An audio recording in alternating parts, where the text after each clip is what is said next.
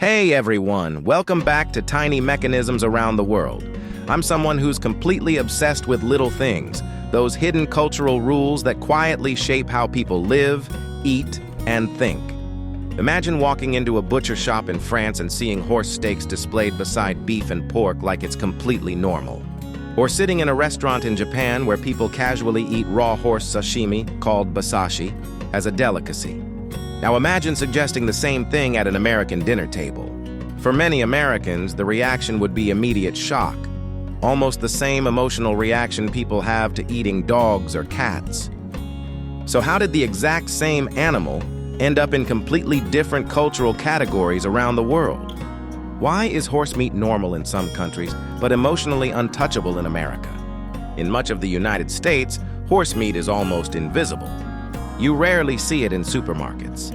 Almost no major restaurants serve it. Many Americans never even consider the idea of eating horse. That's because horses in American culture became something much bigger than livestock. They became symbols of freedom, cowboys, the Wild West, war heroes, racing legends, and companionship. Over time, Americans emotionally moved horses out of the food category. But in parts of Europe and Japan, history developed differently. In countries like France, Belgium, Italy, and Switzerland, horse meat has long been treated as a normal secondary meat, not especially shocking or emotional.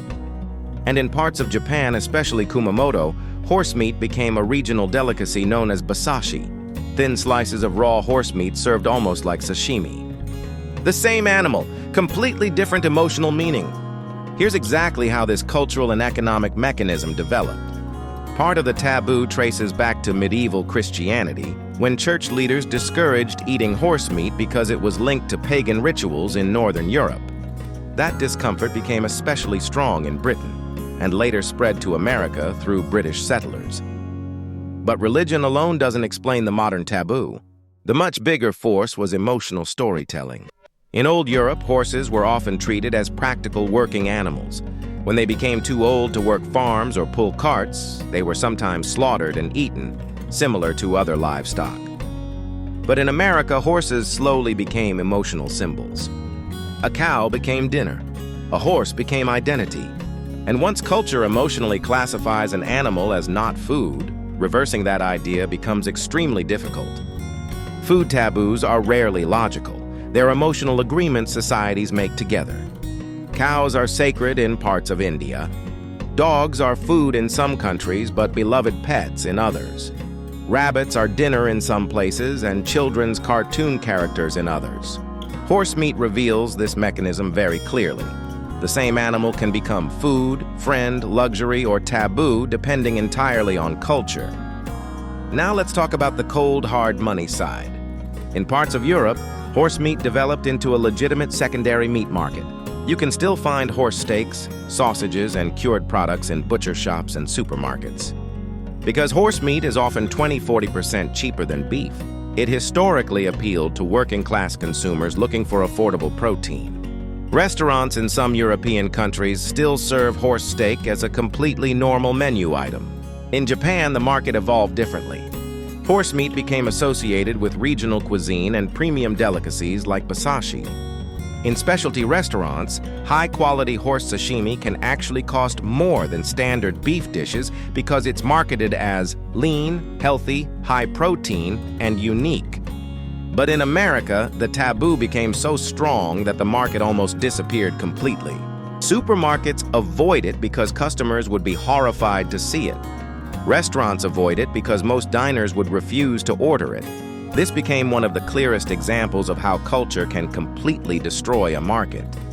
Even if a product is safe, nutritious, lean, and relatively affordable, a strong enough taboo can make it economically impossible.